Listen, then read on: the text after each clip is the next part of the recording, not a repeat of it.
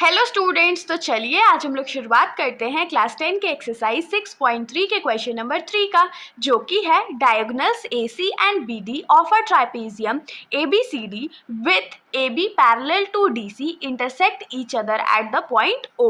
तो इस क्वेश्चन में सबसे पहले हम लोगों को क्या बोला गया है कि एक ट्राइपेजियम है जिसका नाम ABCD है और उसका जो डायगोनल है AC और BD वो एक दूसरे को इंटरसेक्ट कर रहा है पॉइंट O पर। और एक इन्फॉर्मेशन हम लोगों को क्या गिवन है कि साइड AB जो है वो साइड DC के पैरेलल है।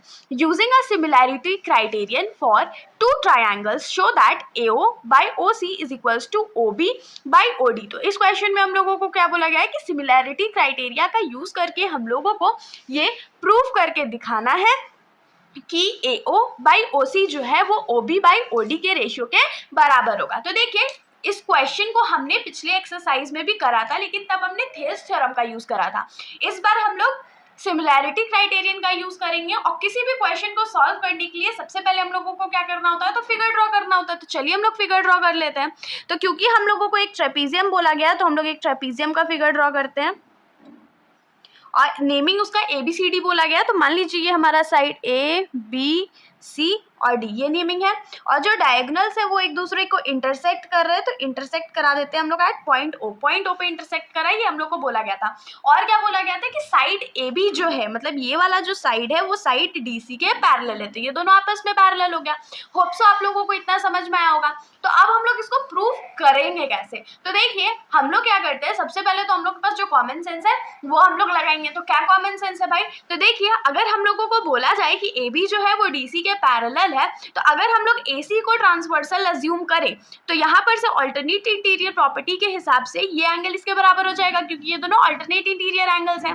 और सेम प्रॉपर्टी हम लोग क्या यूज करते हैं, तो AB और DC जो है वो फिर से पैरेलल है और इस बार हम लोग DB को ट्रांसवर्सल मानते हैं। तो ट्रांसवर्सल अगर मानेंगे तो ये वाला जो एंगल है इस एंगल के बराबर होगा।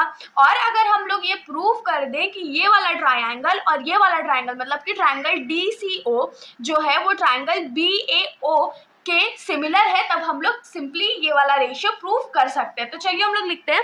तो हम लोग सबसे पहले लिखेंगे कि since AB is parallel to DC and सबसे पहले हमने किसको ट्रांसवर्सल माना है, तो AC को, and AC is a transversal. AC को ट्रांसवर्सल माना है तो देयरफॉर हम लोगों को यहाँ से क्या मिलेगा, या इस एंगल की नेमिंग तो हम लोग क्या कर सकते हैं, DCO कर सकते हैं। तो इसको DCO कर देते हैं।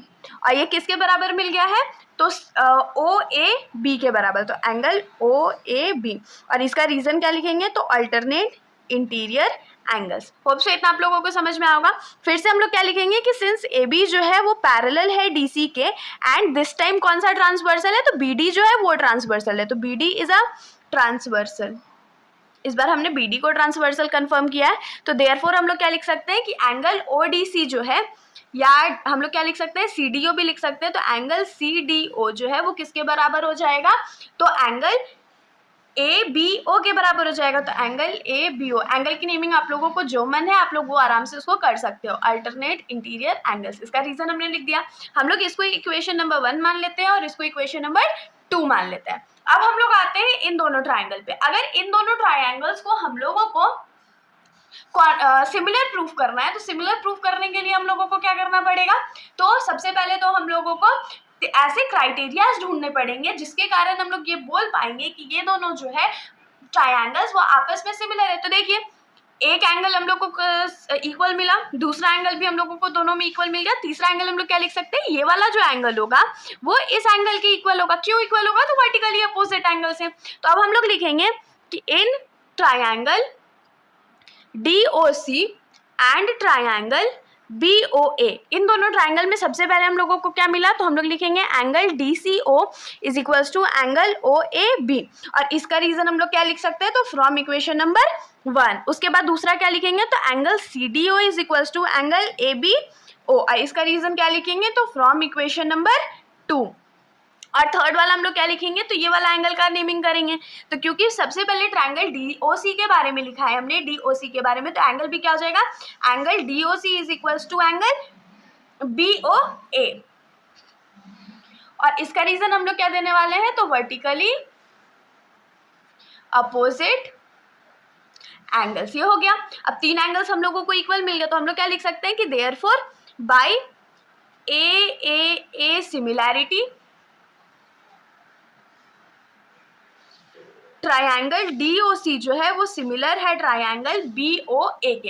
होप सो इतना आप लोगों को समझ में आ गया। अब इन दोनों को जब हमने सिमिलर प्रूफ कर दिया है, तो हम लोग जानते हैं कि जब दो ट्राइंगल्स आपस में सिमिलर होते हैं तो उनके जो साइड्स का रेशियो है वो आपस में इक्वल होता है। तो उनके साइड्स का रेशियो क्या हो जाएगा, ट्राइंगल DOC और ट्राइंगल ABO के साइड्स का रेशियो क्या होने वाला है, तो DO बाई BO जो है वो किसके बराबर होने वाला है, तो OC बाई OA के। इस दोनों को हम लोग थोड़ा सा रेसिप्रोकल कर देते हैं। अगर हम लोग जानते हैं कि अगर हम लोग कुछ को भी रेसिप्रोकल करेंगे तो दोनों साइड करना पड़ेगा, तो ये क्या हो जाएगा, BO by DO is equals to OA by OC। और इसको हम लोग अरेंज कर दे तो ये क्या हो जाएगा, OA by OC is equals to BO by DO। हम लोग को क्वेश्चन में क्या दिया हुआ था, AO बाई OC, नेमिंग तो हम लोग कर सकते हैं, OB is equals to OD।